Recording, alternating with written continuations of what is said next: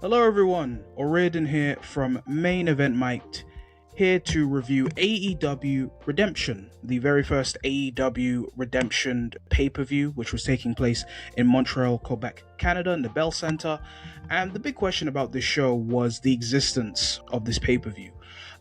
The reason for a show called Redemption happening in Canada was because of the potential big moment that we're going to have with Kenny Omega potentially becoming the AEW World Champion. But the thing is, we already had that. We had that at Beach Break when he defeated MJF for the AEW World title on that episode of AEW Dynamite. With that big story being taken away of could Kenny Omega finally become AEW World Champion for the first time in about, I want to say 3 years? I want to say 3 years. Could be wrong there. Could be 3 years.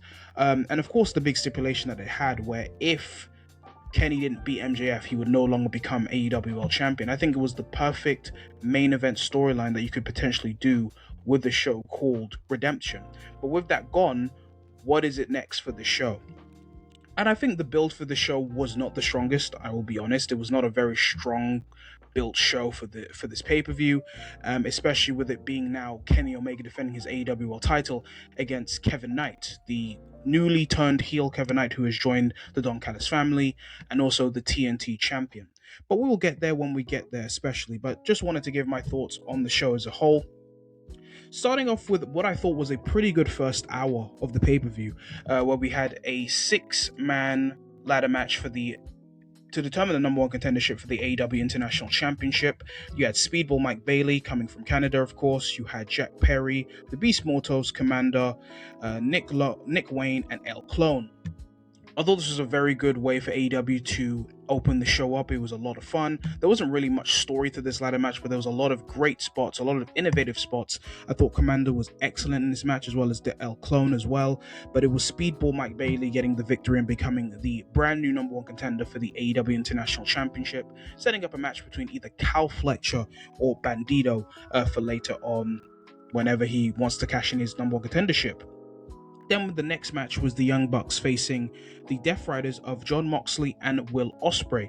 The story of Will Ospreay joining the Death Riders is trying to have more of an aggressive and killer side added to it. First, he was trying to destroy or, in kayfabe, kill Jon Moxley for what he did to him, but then he ended up joining him and actually joining the Death Riders in some sort of way and learning from Jon Moxley. In this match, we saw Will Ospreay at times utilize the offense or what Jon Moxley had advised him, but also show some sympathy, especially for, let's say, the Young Bucks in terms of certain injuries. If it was, I want to correct me if I'm wrong, Nick having head trauma at times and selling onto that as well, or selling at moments where it seemed like Nick Jackson wasn't even in the match and wasn't even showcasing himself in there. And it was just Jon Moxley shouting at Will Ospreay to show that killer instinct needed, because it needs to matter, especially in this match.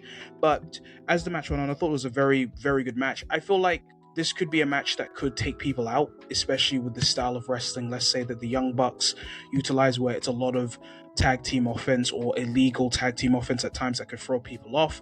But I thought this was done well by all 4 men involved, with the Young Bucks getting the victory costly with some intervention between Will Ospreay and Jon Moxley.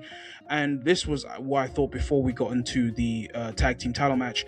Obviously, to set up the Young Bucks to eventually challenge for the AEW tag team titles. After the match, before the next match, we saw Will Ospreay and Jon Moxley interacting in a promo back behind the scenes with Renee Paquette, where Jon Moxley was once again telling Will Ospreay that if you are sympathetic and do not show that killer instinct, it will punish you, especially when you have an opportunity for the AEW World title, something that Will Ospreay will also learn later on in the show. The next match, which was possibly one of my favorite matches of the show, was Cal Fletcher defending his AEW International Championship against Bandito. Cal Fletcher, I feel like, is definitely someone earmarked to be a future main eventer in AEW, an exceptional wrestler who's showcasing himself with his character as well. And Bandito has had a pretty good 2026 in his own right, having great matches with the likes of Swerve Strickland at AEW Double or Nothing, or against Andrade as well, and also currently being the Ring of Honor World Champion. vast amount of things happening in this match, but it's the story was Bandido has a victory over Cal Fletcher by using the 21 plex, and in this match, if needed, if he hits it once again, then it could be a victory. But Cal Fletcher had the offense early on in the match, but then Bandido was able to speed up as well and bring back. There was a really cool spot where Bandido was able to hit a 21 dragon suplex by just bouncing off, which was really cool. But this just was, it was a very intense back and forth match where anyone could have won, even though it seems like AEW still want to keep the belt on Cal Fletcher. But even with Bandido himself hitting the 21 plex, and even Cal Fletcher kicking out, it was Cal Fletcher to get the victory with a brainbuster into the turnbuckle for the victory. Great match once again from Cal Fletcher. This was the match I was looking forward to the most on this show, and I do think it did deliver as one of the best matches on the show, with Cal Fletcher retaining his international championship and potentially going on to face the likes of Konosuke Takeshita potentially down the line at All In. And there's also been some buddy rivalry between him and Kazuchika Okada as well, so it could be a three-way, which interests me either way, and I'm looking forward to that as well. So I think at this point, I think the first hour of Redemption was great so far. Then heading into the next match, we had the Dogs facing the Bang Bang Gang of Jay White and Juice Robinson, so the Dogs of David Finlay and Clark Connors. This has been a feud that has been going on for a bit, even with the return of Jay White, who's been out for such a long period of time due to injury. They had a double chain tag team match, which the match was fine, but I kind of felt like after the three matches that the crowd have already had, you could sense the crowd getting a bit tired, and it definitely affected this match as well. There was some interference involving the Don Callis family, not the Don Callis family, the Death Riders. I keep getting them confused. I don't know why that's a thing of what I do, but it allowed the Dogs to get the victory here. Weird that we're giving Jay White's first ever pay-per-view match since his return, and he's in a loss. He didn't take the pinfall, it was Juice Robinson, but a bit disappointing that Jay White took a loss in his first pay-per-view match in almost 2 years, but this is maybe a way to continue this feud into All In, where maybe Clark Connors and David Finlay find someone to add on, and then we could maybe have, like, I don't know, a 6-man or whatever. But the Dogs win, and what I thought was possibly the weakest match on the show, in my opinion, a match which definitely was hurt by the last match, which the people were still trying to recover from. But yeah. Then the next match was Hikaru Shida defending her TBS championship against Maya World. Maya World has been on a momentum in regards to her momentum in AEW since having her tournament finals with Mercedes Moné in the Owen Hart tournament. This match was decent, a decent match between Shida, who's very experienced in AEW, and Maya World herself, but it was Maya World who was able to get the victory and win her first championship in AEW to win the TBS championship, so congratulations to her. We had Christian Cage and Adam Copeland defending their AEW Tag Team Championships against the Death Riders of Claudio Castagnoli and Pac. This was a good match. It started off with Claudio Castagnoli and Pac having more of the offense, even attacking Christian at the ramp, and it was really just Copeland and Christian trying to get back the momentum, which they did, which allowed for them to get the victory where Christian Cage pushed Pac into a spear from Copeland to get the victory. After the match, we had the Young Bucks come out and pretty much confirm the match that they've been trying to push for a while, which will be Copeland and Christian defending their tag team titles against the Young Bucks. Arguably a dream match, you could say. Two different generations of tag teams will be going on here, so it'll be a very intriguing match. I thought it would have potentially been a three-way where it would feature FTR, but with FTR, of course, taking their time away from wrestling, this is the match they want to do, and we'll definitely be looking forward to it. I've got a weird sense that the Bucks could potentially win the belts here, which wouldn't surprise me. But yeah, the next match was Chris Jericho versus Tommaso Ciampa in a no-holds-barred match. Chris Jericho is utilizing the Painmaker gimmick that he's taking for this match. I think this is a match that's going to be for us. Like, if you like this match, great. If you didn't like this match, I hear it. It was well worked. They beat the crap out of each other, which they were going to do in this match. Ciampa sold a lot, especially bleeding and everything as well. There was a lot of things happening in this match. I haven't been the biggest fan of this feud. Jericho, since coming back to AEW, has been fine. Tommaso Ciampa, I think, has had a pretty good year. Coming back in, going from WWE to AEW, if it's the matches he's had. This feud has been what it has been. I did think their match at Beach Break was better, and I think this kind of leans into that realm where it was a good worked match that they took a lot of time for this one. And telling Chris Jericho you can't have 23 minutes, maybe that's something Tony Khan can't do. But Jericho gets the victory against Ciampa, which should mean the end of this feud, and Jericho can move on, Ciampa can move on too. But yeah, we had Mark Davis defending the AEW National Championship against Andrade El Idolo, who is now taking full advantage of his how you know gimmick and catchphrase. Good match with Andrade winning the National Championship. Like I said, don't really care for the AEW National Championship like that. I just think the way it's been booked just feels like another belt. It does give Andrade some momentum, because the story of this was that Andrade wanted to take a championship away from the Don Callis family and has achieved that by beating Mark Davis. Later on, we had a promo. Well, let me address this first one, and then the Mick Foley one. We had a promo with Speedball Mike Bailey, pretty much confirming his title shot against Cal Fletcher, which will now mean that they will face each other August 5th at Grand Slam, Mexico. This will be the third match between these two, where Speedball Mike Bailey got the first victory in the Continental Classic last year, while Cal Fletcher got a win in a rematch earlier on this year. So this will be the third match and the rubber match between these two. Then we had the segment involving Mick Foley and Divine Dominion of Megan Bayne and Lena Cross, which, out of context with this picture, whatever. And we had Mick Foley bark like a dog. I guess he's a man of culture if you take that, but okay, but fairs. He pretty much in this promo, he was pretty much setting up the potential match between the Brawling Birds, which is Jamie Hayter and Alex Windsor, versus Divine Dominion, which I think will be the tag team title match at All In. But yeah, very interesting way of utilizing Mick Foley. Take it as you want. Then we get to the penultimate match of the night. It was Tekla defending her AEW Women's World Championship against Willow Nightingale. Willow Nightingale getting the victory and finally becoming the AEW Women's World Champion, and becoming actually a triple crown, because I believe she won the TBS Championship as well as the AEW Women's Tag Team Championship, and now is a World Champion as well. Match was good. Willow winning with a roll-up pin, even though I know Willow has won matches before with that, is a bit odd for like her very first World Championship win. I'm happy for Willow Nightingale. She's someone who's been in AEW for such a long period of time.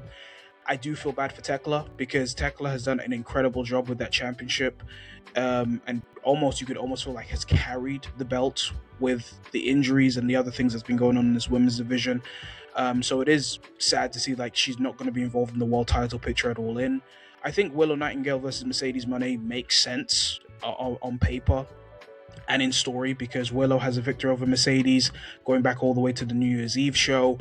And then, of course, Mercedes, the one belt that she has not won in AEW is the AEW World Championship, which makes for an interesting story, even though it's a match that we have seen before many times. But congratulations to Willow Nightingale, commiserations for Tekla, and we now have our Women's World Championship match set up for All In London, which will be Willow Nightingale defending the championship against Mercedes Moné. One thing is that, can we get away from the putting championship into certain places gimmick? Because I have PTSD from the Death Riders when they put the belt into a briefcase. Now Willow Nightingale's putting her championship into a school bag. Like, it's summer holidays. Like, what are we doing here? But yeah, main event time. Kenny by God Omega defending his AEW World Championship against TNT champion Kevin Knight. A big opportunity for Kevin Knight to be in a main event pay-per-view. And like I said earlier on in this episode, that AEW had the big Redemption main event, which was supposed to be potentially Kenny Omega versus MJF, but they moved it to Beach Break. for whatever reasons is needed. Allegedly, MJF wanted to push it to that show instead of this main event. And yeah, look, the positives of that was a fantastic TV match. It was the biggest rating that AEW Dynamite did in 2 years, but it leaves you to see what could you do for this main event. I think Kevin Knight as a character since turning heel, he's had his moments, but it hasn't been a strong portrayal. There's been some waffle of the promo sometimes. I think the charisma could be there, but isn't strongly there at times. Great wrestler. I think he's a great wrestler. There's something in terms of the link between Kenny Omega and Kevin Knight, both coming from the Tokyo. Well, I believe Kevin Knight trained in the Tokyo Dome, or he trained in New Japan, US. I'm correct me if I'm wrong, but there's those connections there. Both people came out. Kenny Omega came out, and then before the match started, Kevin Knight would attack Kenny Omega. But as the match continued, it was just the experience, and as well as the heavy strikes. If it was the V trigger from Kenny Omega, if it was the Dragon Suplex, which Kenny just does a great job of hitting. If it was the Dragon Suplex here, if it was the Dragon Suplex near the edge of the ring, and then the Dragon Suplex on the announce table, and just devastating V triggers. But Kevin Knight showcased himself to come back as well. This was a great main event and a really good showcase for Kevin Knight to be involved in the main event. I think it shows that Tony trusts Kevin, and I think in a place where AEW want to trust their future stars, if it's Cal Fletcher last year with his main event opportunity against Hangman Page at All Out, if it's Kevin Knight here, it's a big opportunity that Kevin Knight was given. Even though I feel like there was a much more intriguing main event with Kenny and MJF, but this was still a really good main event. It's just that I didn't buy into the fact that Kevin Knight was going to become AEW World Champion on this night. It was Kenny Omega getting the victory with a sole one-winged angel for the victory. As the show went off, or as the show was about to go off, we had the Death Riders trying to beat up Kenny Omega. Then Will Ospreay came for the save. Will Yuta was trying to signal Will away, and then tried to give the signal to Claudio Castagnoli to hit Kenny Omega with a stomp onto a chair, but Will stopped that, took out the Death Riders, and then it allowed Jon Moxley to come in and be like, look, Dark Yoda's here. We must do this thing, which is put the bag over Kenny Omega's head and kill him on live pay-per-view.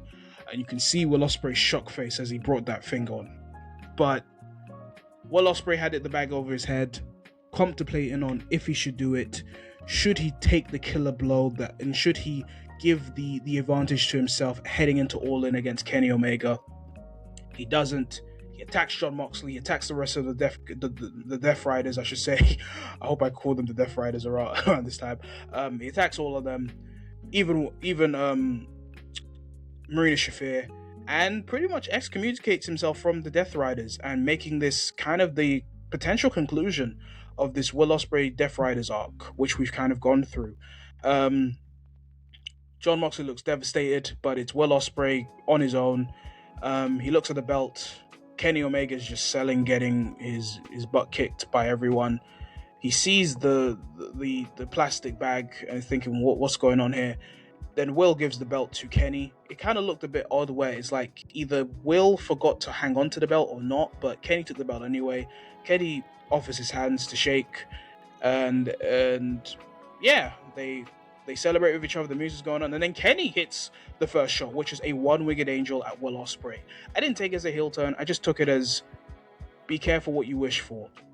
And it's Kenny Omega throwing the shot, which kind of goes back to what Jon Moxley was trying to teach him in that segment he had with Renee Paquette and Will Ospreay, that you really can't trust everyone to be fair in this game. And it was Kenny Omega throwing the first shot at Will Ospreay.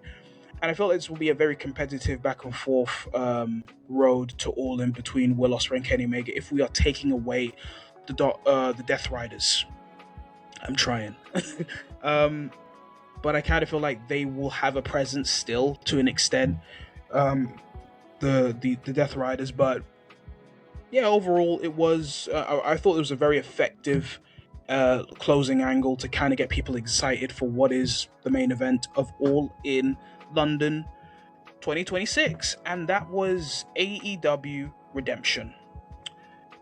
Did this pay-per-view deliver? I thought this was a good show. I would say Double or Nothing, Revolution, Dynasty were better shows. Forbidden Door was a better show. Um, if I was to say what went right, it's Speedball Mike Bailey, of course, winning the ladder match to open the show, which ensured a happy crowd for most of the night. I thought, of course, it was a really good move to have Speedball Mike Bailey win it. Of course, him being involved in Canada. I thought the storytelling in the tag match between the Young Bucks, Moxley and Ospreay was pretty good. There was layered storyline that helped all four men move forward in different trajectories. If it was, of course, the Young Bucks moving on to become the AEW Tag Team Championship #1 contenders, and to kind of lead into what Jon Moxley was trying to tell to Will Ospreay. And of course, Andrade and Maya World becoming new champions in their own rights, and of course, Willow Nightingale becoming the very first AEW Women Triple Crown champion as well. Ciampa looked, like I said, he just sold, even in loss, because look, him and Jericho did very horrible horrible and violent things to each other. But that kind of concludes to the end of that feud as well. Cope and Christian getting a win and winning their tag team titles. Kevin Knight, like I said, he has a long way to go, but I think he came with this opportunity with urgency and aggression. And Kenny Omega, of course, looked fantastic here, and clearly the Montreal crowd were happy to see him, and I really enjoyed the post main event angle involving the Death Riders, Kenny Omega, Will Ospreay, and other people involved as well. And there was a lot of good matches on this show. Cal Fletcher versus Bandido was a standout. I thought the ladder match was great too. Death Will Ospreay and Jon Moxley versus the Young Bucks, and as well as the main event between Kenny Omega and Kevin Knight. And there was also some good matches on the show too. The things that weren't hitting for me, like I said, Tekla losing the title after arguably an incredible work that she's done with the Women's Championship, and not walking into All In does feel unfortunate and maybe wrong to an extent. Willow winning the title was, you could argue, is the correct decision, but you could also feel for Tekla as well, as she's had a pretty good year in her own rights. Doing Willow versus Mercedes kind of makes sense because it's right now the biggest match you can do with the biggest story involving both of these women's connections. This even goes back to Mercedes' very first pay-per-view match, going back in All In. No, Double or Nothing. My memories are terrible at this, but it was definitely a Double or Nothing show. If I remember, I'll probably put it on the screen. The dogs, I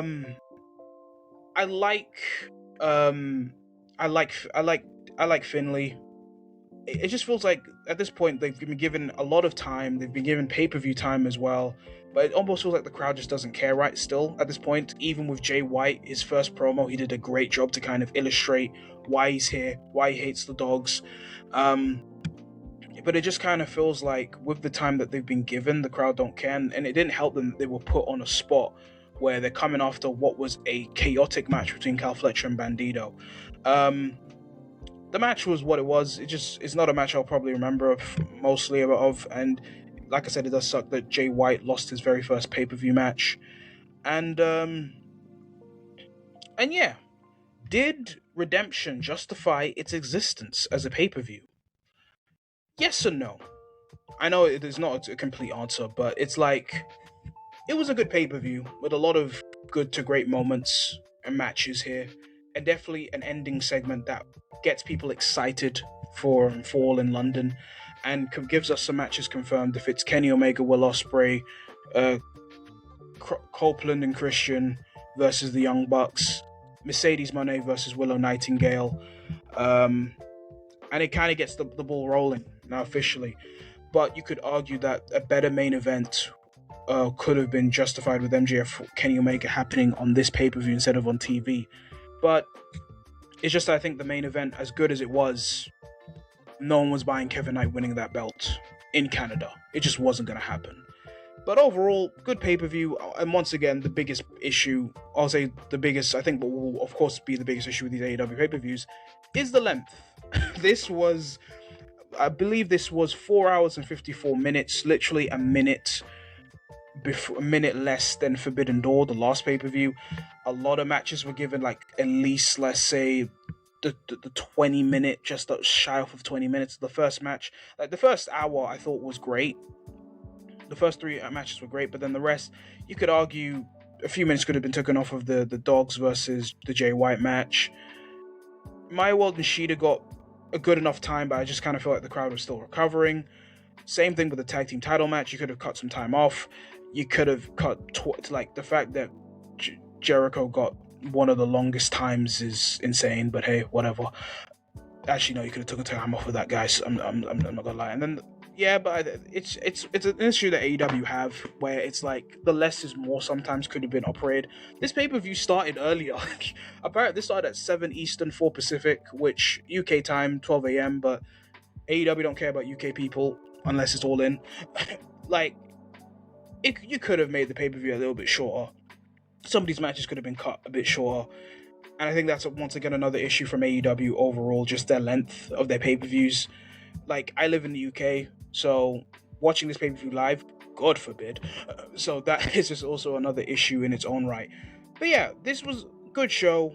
If I was to give this out of 10, I would give it a 7.5. I was thinking like a 7, 6.5, but I'll give it a 7.5 because there was a lot of good matches here. I really enjoyed the main event angle segment to kind of get people excited for All in London.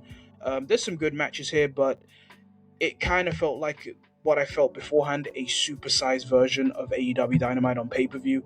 But still thought it was a good show. Just not maybe the weakest AEW pay-per-view so far this year.